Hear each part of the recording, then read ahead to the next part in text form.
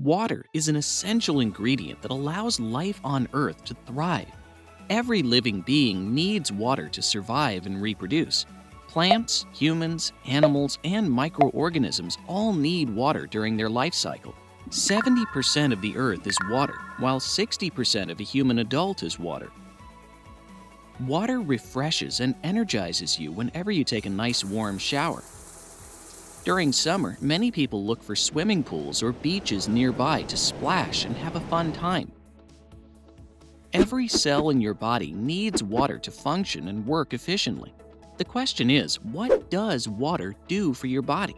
In this episode of Fancy Facts, we're going to talk about how water helps our body function and stay wholesome. Water regulates body temperature. Water helps regulate your body's temperature to conserve heat when the environment is cold. And when it's hot or warm, it helps it to stay cool. Your average body temperature should be around 98.6 degrees Fahrenheit or 37 degrees Celsius. If it gets below this level, you'll suffer hypothermia, and if it gets above this level, you'll get heat stroke. Water can absorb and trap heat. When it's cold outside, we feel our toes and fingers become colder first. This is due to our blood, primarily made of water, transferring heat away from our extremities to our vital organs, like the heart, digestive system, liver, lungs, and kidneys, to keep us alive until we get to a warmer place. The water in different cells in your body acts as a shield to protect it from an abrupt temperature change. In hot or warm weather, excess heat is collected from all over the body via the bloodstream. It's transferred to the skin in the form of sweat. Your skin has sweat glands that allow the hotter water molecule to escape through pores in the skin, while the colder ones stay behind to cool you off. Suppose there's a breeze or a fan close by. In that case, it will accelerate the cooling sensation because the rapid moving air carries heat vapor away from your skin faster, giving you more relief from the heat.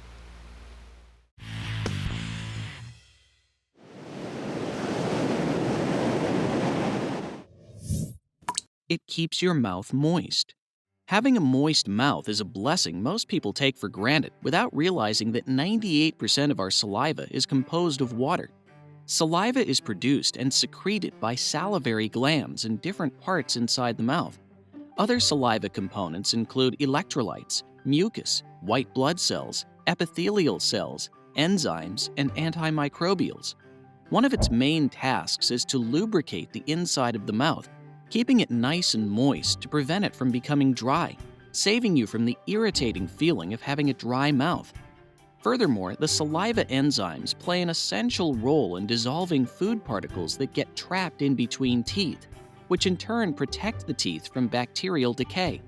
They're also vital in starting the process of digestion while food is still in your mouth. Saliva performs a lubricating function to the food and prepares to be swallowed softly through the esophagus into the stomach. Saliva coats your mouth to protect it from the daily abrasions of speaking, eating, and swallowing. It contains an enzyme called amylase or ptyalin, which can break down starch into simpler sugars such as maltose and dextrin that can be further broken down in the small intestine. Approximately 30% of starch digestion takes place in the mouth cavity. Maybe a piece of cake is worth salivating over if it smells and looks tasty.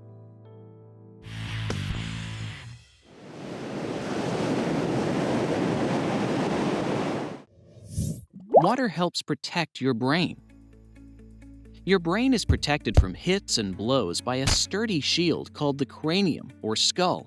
It's also protected internally by a substance called the cerebrospinal fluid, or CSF for short. According to Encyclopedia Britannica, CSF is a clear, colorless liquid that fills and surrounds the brain and the spinal cord and provides a mechanical barrier against shock. It is slightly alkaline and is about 99% water.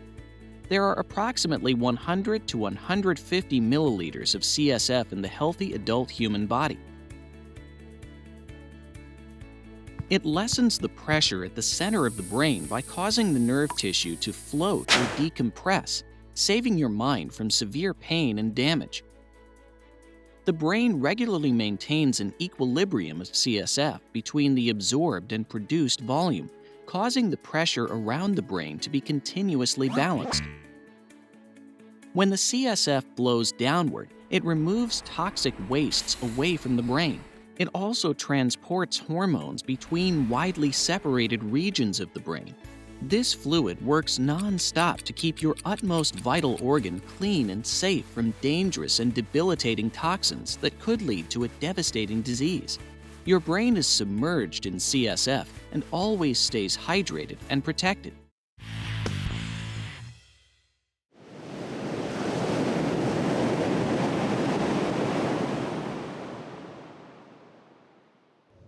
It helps your kidneys remove toxins. This bean-shaped organ is about the size of your fist and located underneath the lower part of your rib cage on the right and left sides of your backbone. The kidneys play an integral role in filtering out waste products from your blood and keeping your body fluid at a balanced level. When blood passes through, it goes through roughly 1 million small filters called nephrons. The kidney collects the waste and turns it to urine. Then it transfers it to the kidney's pelvis, a funnel-shaped structure that drains down a tube called the ureter. It's collected in the bladder. Then it's emptied through the urethra. An adequate amount of water is necessary for the kidneys to secrete urine. Suppose the amount of water consumed is low. The kidneys cannot function properly, causing several diseases, ranging from kidney stones to urinary tract infections. Water is not the only thing needed to flush toxins from the body, but also the right amount of nutrition is like eating fresh fruits and vegetables. And avoiding junk and processed food. Always stay hydrated so your kidneys are healthy and ready to get rid of those nasty toxins.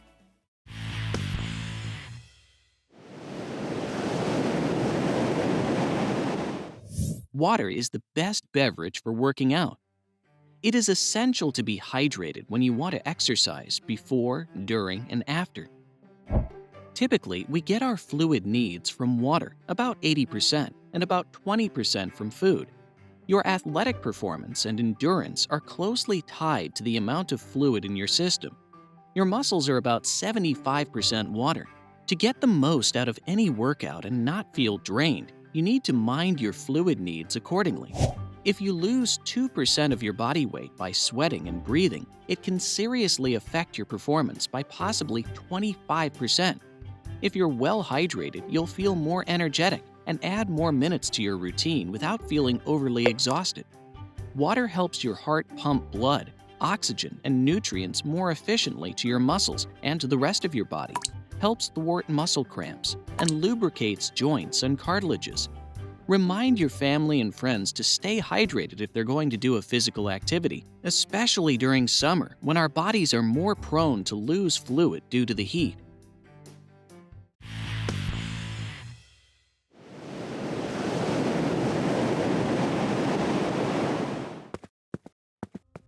The dangers of dehydration.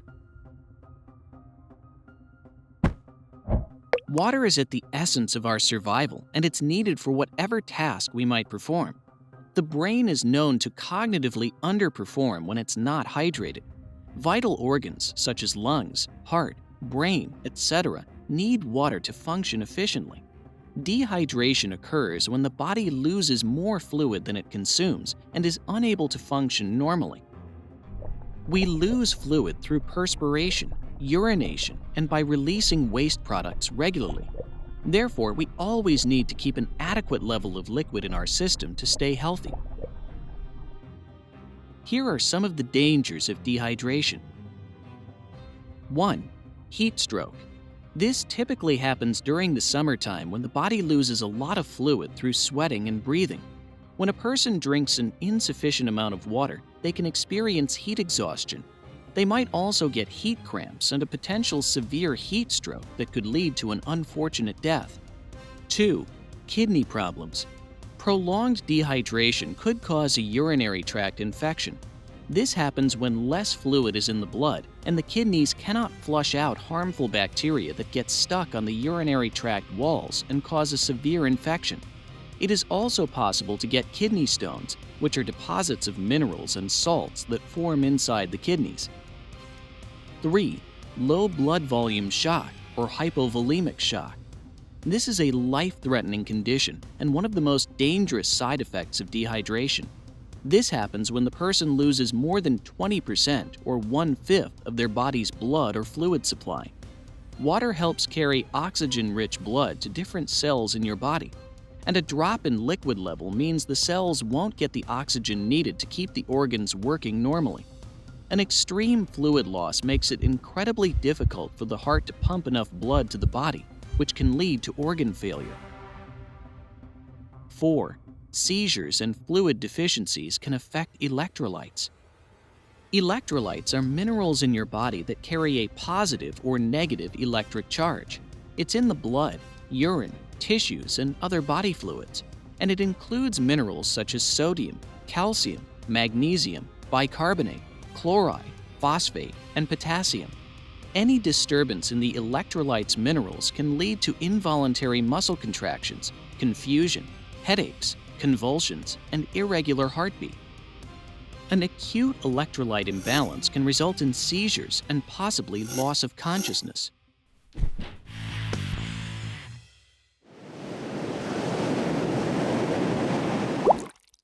How much water should you drink daily?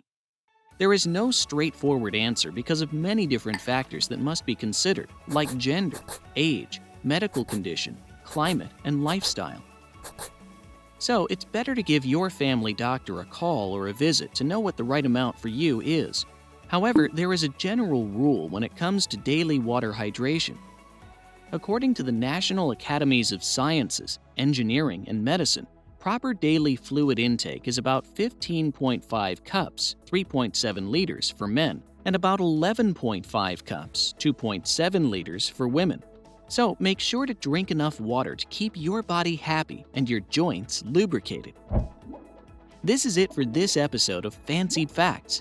Don't forget to hit the like button, share, and subscribe for new and exciting future uploads. As always, take care and enjoy your day.